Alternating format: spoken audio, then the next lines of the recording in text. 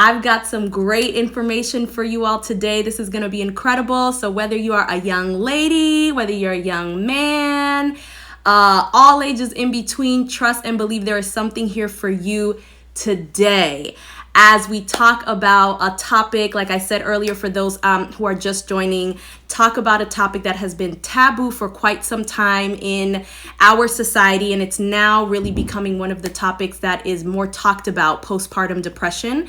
But there are some stats here that I do also want to share with you all today about how postpartum depression affects not just mothers, but even fathers. And sometimes that's really not talked about. So I'm hoping to share some great information with you all as people pop in and out. I'm going to make sure to record this so that any folks that missed the first part can actually get some of this information later. All right. So we are going to delve right in. For any of those who do not know me, and why I've possibly started these talks. My name is Francesca Chavez. I am a mom of 3 girls, one of which I had in the hospital, 2 of which I had at home. If you want to catch up a little bit more about my story and why I'm doing this, then please go check out my YouTube channel. I do believe that some of the past Hope Talk Lives are also saved on my IG story. I don't know. I don't think it's called story. I think it's IGTV. That's what it is. They're currently saved on my IGTV, so you can definitely go ahead and watch those. But they're also on my YouTube channel, which you can subscribe to. So follow me there. Go to my website, francescachavez.com. Super easy, and you'll find all of my information on how you can stay connected and get some more info there. So I'm going to go ahead and delve right in, and I'm hoping that today you will be able to walk away with something that is going to benefit you, or even just give you a little bit more information about maybe somebody in your circle that is currently experiencing this and you weren't aware of it, or maybe they're not even aware of it, and maybe you can be an outlet for them to finally talk about it or express it. So we are going to go ahead and dive right in here. The topic for today is postpartum depression, and honestly, I could do a whole series on postpartum depression, but I'm going to try to give you the most important, for me, what has been some of the most important information around this topic. And the reason why this one is dear to my heart is, one, if you've known me long enough, you've probably heard my own testimony about overcoming anxiety and depression during my adolescence, early adulthood, and how a lot of that even went into my marriage. And, as a believer, God did a healing work in my life. But a lot of that was also me just making a decision that I didn't want to be stuck in my depression and in my anxiety anymore. I was no longer going to allow that to be the story of my life. So faith had a huge role in my overcoming journey.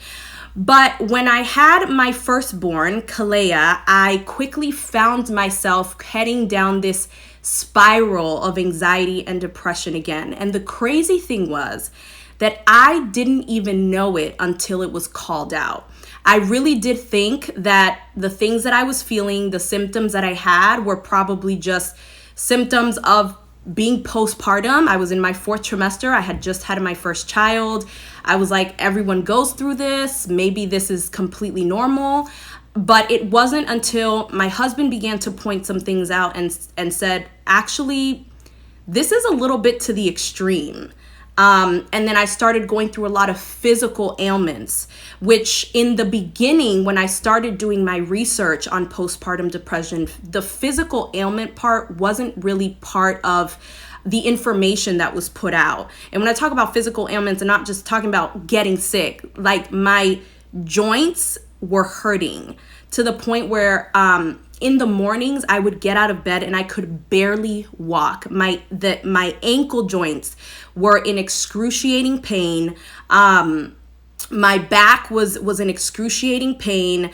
I would get these spasms in my back. Like, anytime I held my daughter, there was one time when I literally felt like the left side of my back became paralyzed for about 2 hours, and I could not hold my daughter. I remember screaming for my husband because as I picked her up, all of a sudden I started feeling the entire upper part of my body go numb. And I felt as she was dropping. Thank God I was close to my bed and I was able to get to the bed to drop her into the bed. But after that, I couldn't lift my arms. It was just crazy. Okay, like really crazy. And then I remember my husband saying, Fran, I don't think that this is normal. I've been doing some of the research. I'm trying to look up what some of your symptoms are. This just doesn't seem normal at all. Until I finally came across one article, a blogger, and actually I can't remember now who she is because this was 4 years ago, but thank God for the article that she put out, because she spoke about some of the physical ailments that she was also experiencing, and how those things were also part of postpartum depression. And I said to myself, no. It can't be. There's no way I'm going through postpartum depression. But lo and behold, when I went to the doctor to do my checkup and answered all of the questions, they checked the vitals, checked my body for all of the ailments that I was saying I was experiencing. And they said, you are borderline postpartum depression. So let's try to take care of this now before it gets worse. So from that moment forward, I really began to take this journey of overcoming postpartum depression seriously. But there were a lot of things that I had to do to ensure that I was my healthy and best self, not just for my daughter and for my husband, but also for myself. If I was not whole and feeling healthy, then there was no way that I was going to be able to give that to anybody else. So some of the things that I started experiencing, which I do want to make a distinction, because most mothers, especially first-time mothers, experience baby blues. Baby blues are different from postpartum depression, okay? So if after having your baby, all of a sudden you're just tired, exhausted, you're questioning why did I get myself into this? You're just feeling all over the place, your emotions are haywire, all of those symptoms are completely normal, all right? So men, just be prepared, because it goes down and gets real quick after your wife delivers, okay? The hormones literally within 24 hours just completely drop, okay? So let me get right into one of the causes. One of the causes that lead to postpartum depression, really the main one, has to do with levels of hormones. So when we look at estrogen and let me make sure that I'm saying the word correctly. It's estrogen and progesterone. There you go. Those two hormones within the female body are at their highest during pregnancy, okay? At the highest that they will ever be during pregnancy. So what happens is, after you deliver the baby, your body gets rid of those hormones, a large part of them. And so within 24 hours of delivering your child, you go from levels of hormone up here to literally down here. You can't even see where my hand is. And so because of that, you've got, women who have menstruation cycles, you kind of understand this, because the same thing kind of happens, not to the extreme, but this is why women, when they're getting ready to go on their menstruation cycle, they have mood swings, they're moody, they're cranky, they're more snappy. It's very similar.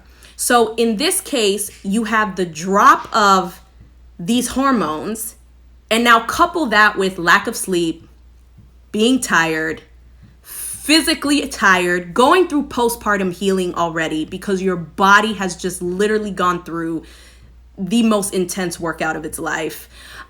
When you couple all of those things, it's very, very easy to possibly fall into postpartum depression if you are not careful. So that being said, yes, from the onset, there's going to be crazy haywire emotions all over the place. So your partners need to be ready for all of that. And I hope that they tune in and get this education too, so that they're not chill out, calm down. No, don't tell us to chill out and calm down after we've just delivered a baby and our bodies are healing, okay? It's taking a toll on us. So it's common to feel the baby blues for a few days. Most women report 3 to 5 days, but then usually they're feeling better, and they might feel, another aspect of baby blues down the road as weeks go on. But you know it's serious when you've gone through 2 weeks of extensive feelings of loneliness, anxiety, guilt, shame, just feeling like you don't want to get up, like you don't really have the energy to even take care of your baby. Your energy levels are extremely low. You're already not yourself right after delivery, but this is taking it to another extreme. So let me just give you guys some of the signs here. Because I did write these down. So 1 in 9 women, about 15% of women, do experience postpartum depression. So it's not as uncommon as we make it out to be. The problem is we don't talk about it because of shame, because of guilt. We say, as a woman, I shouldn't be feeling the way that I'm feeling. So we keep the feelings to ourselves. And when we do that, we are actually causing ourselves more harm than we are good. So when it does come to the causes, I already talked about just the hormonal changes. Thyroid levels also play a huge part in this. So if you suffer from thyroids, this is definitely something to be careful with. But the thyroid gland, which is the small gland that's in your neck, helps regulate how your body is storing energy from food. So if that gland is not working properly, then even your energy levels are extremely low.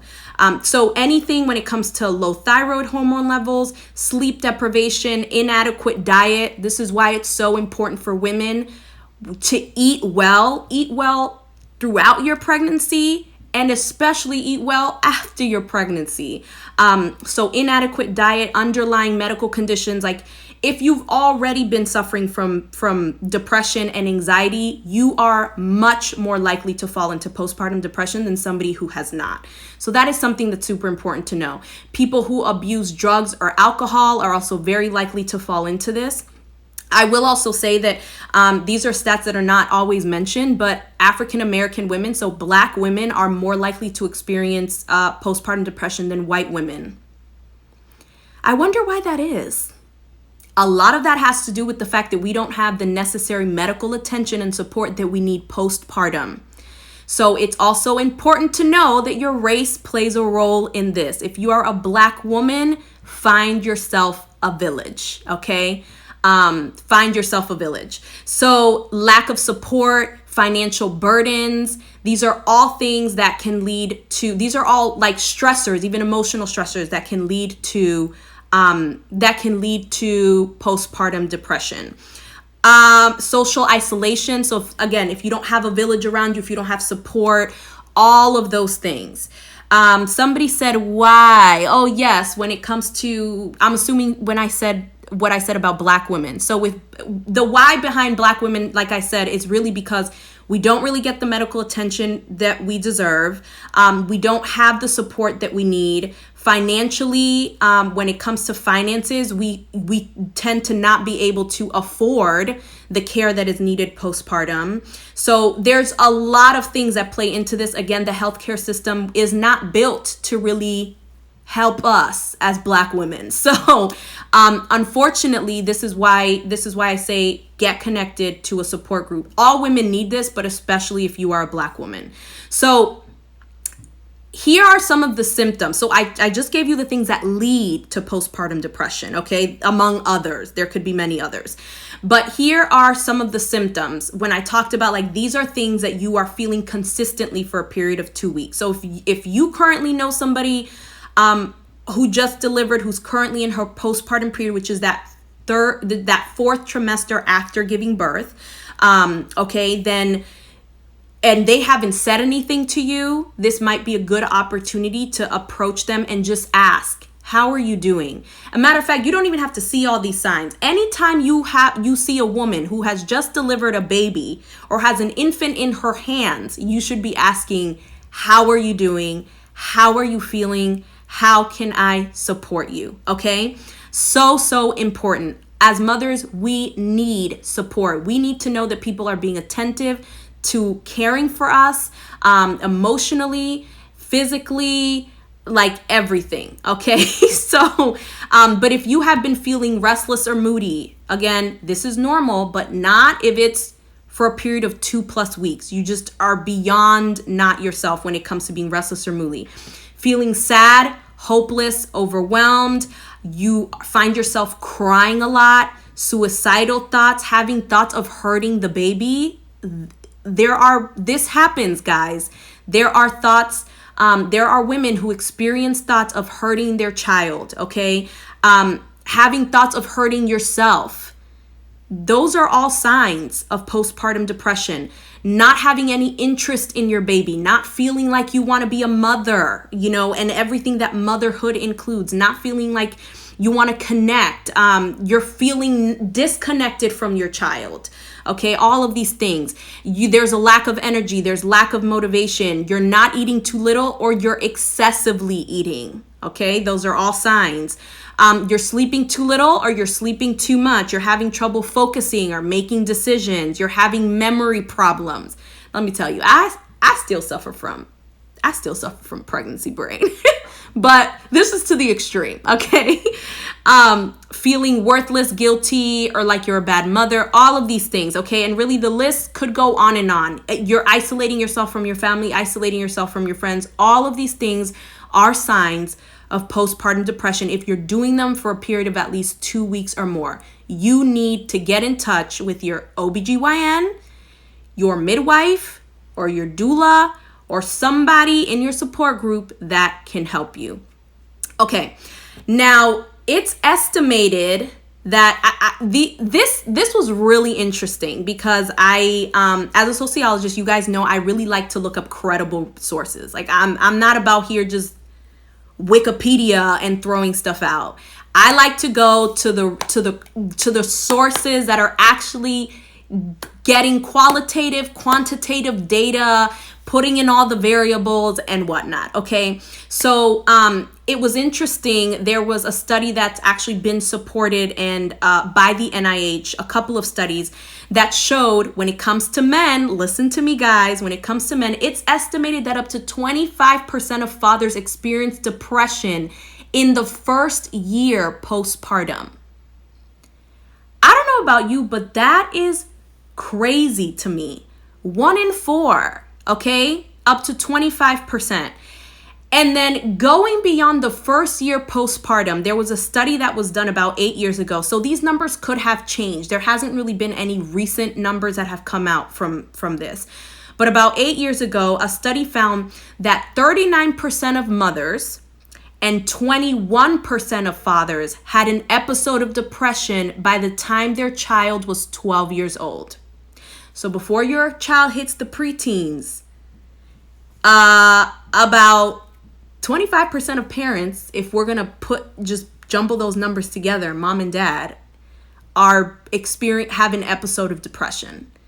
That has a lot to say about the support that we need, about how this topic cannot be a topic that is taboo.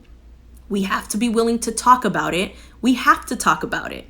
We have to continue to ask moms and dads how they're doing, how they're feeling, and how we can support them. Okay, now I already told you guys a little bit about my story. And just to go back to this, because now I'm going to tell you about things that you can do to avoid or to take care of yourself if you have found out that you are suffering from postpartum depression, or you know of somebody that has and may not know what they're supposed to be doing. So when my doctor diagnosed me borderline postpartum, the next thing I had to do was actually to go into physical therapy. I opted to not do the counseling and all of those things. I'm not opposed to it, and I'm not saying you should not do it. You should not see a therapist. You should not see a psychologist. That's not what I'm saying. So I think they had, for me, I couldn't find one at the moment. My head was not in the space to try to research like a fitting therapist for me when it came to the emotional support that I needed. I also had found that maybe I had kind of like isolated myself and wasn't talking through all of my emotions. So I wanted to first give that a shot before getting into any therapy mentally. But I definitely did take on the suggestion of doing physical therapy. I actually literally set up my first appointment that same day to start physical therapy the week after. So that being said, physical therapy for me lasted for about 3 months. I had to go in weekly, and weekly, when I tell you all that literally a physical therapist was training me on how to walk again. I don't even think, I'm really not kidding, guys, because putting my weight on one foot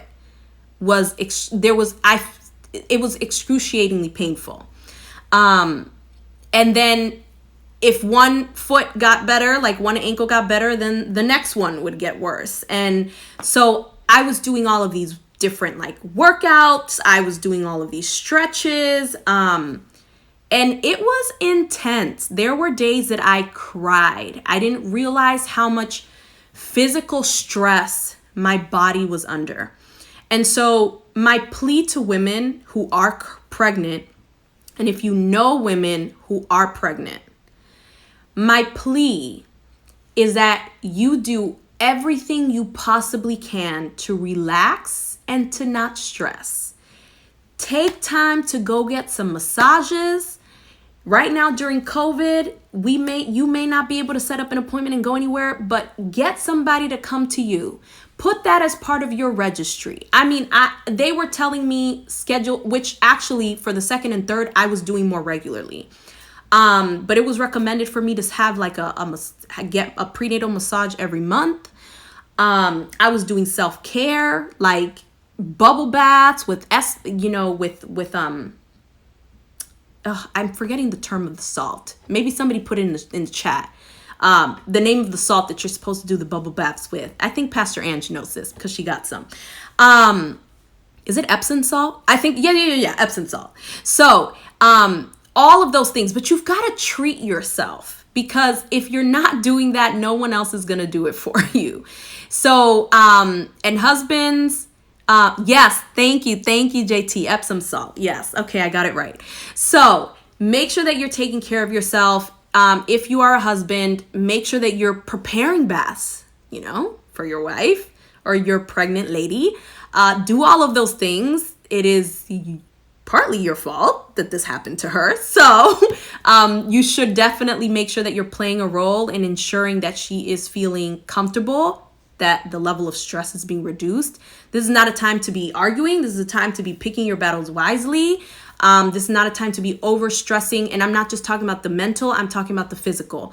So the less stressors you have, which are already hard to avoid in American society already, but the less stressors you have and the more you can avoid or prevent, the better off you're going to be. So here are some of the things that you should do to avoid. So I've already mentioned some, but one is be aware. If you already suffer from anxiety and depression, you're already more likely to experience postpartum depression. So be aware of that fact and do everything you possibly can proactively pre-delivery to prepare yourself. So eating well, relaxing, not allowing things to stress you out, like saying no more often to things that you think are to environments that are going to cause you mental or physical stress.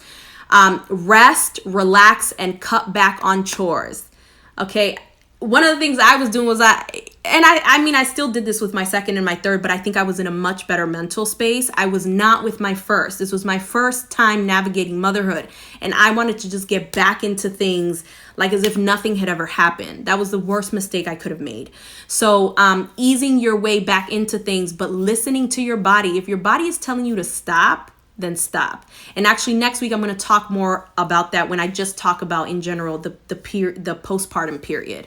Cut yourself some slack. You are doing the best that you can with the information that you have.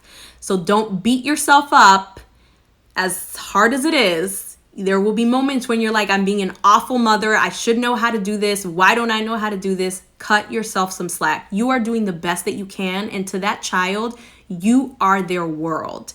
And they know nothing else outside of that. So cut yourself some slack, have a support group, have a village. If you don't have one already, please, please, please make sure that you get connected to a group of other mothers, a group of other women, a group of friends, but have people around you that are going to support you through this journey. Practice daily affirmations. For me, prayer and faith is a huge part of my walk. So having daily meditation on the word and praying, affirming myself through God's word and my identity and my worth were huge pieces for my overcoming journey. And then also, if you have a midwife or a doula, this is another thing that doulas do. I mean, it's incredible. Like, they'll check up on you, but be honest with how you are feeling. Let them know if you're experiencing any symptoms so that they can help you navigate the waters of a possible postpartum depression, or if you're already in it, that they can give you advice as to how you can overcome that, okay?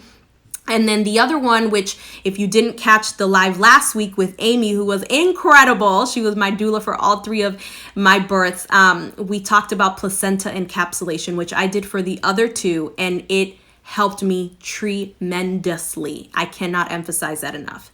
So placenta encapsulation is also another option that you can take, because it's pretty much taking those estrogen and progesterone levels that were depleted within those first 24 hours. You're putting them back into your body, and it's causing the levels to normalize, but at a slower rate, so that you're not feeling the drastic change. So more about that in the last video, so go and check it out. It should be on my IGTV history. All right, guys. So that is all I have for you today. Next week, I will be talking about the period of postpartum, the good, the bad, the ugly that nobody ever talks about. Postpartum is the worst stage, in my opinion, when it comes to delivery or just birthing or pregnancy in general. I would much rather carry a child for 9 months, and I would push a child out any day over the healing process. So I'll tell you more about that next week. Thank you guys so much for joining. It's been a pleasure. I hope you got something out of today, and I'm looking forward to seeing you guys again next week. Bye.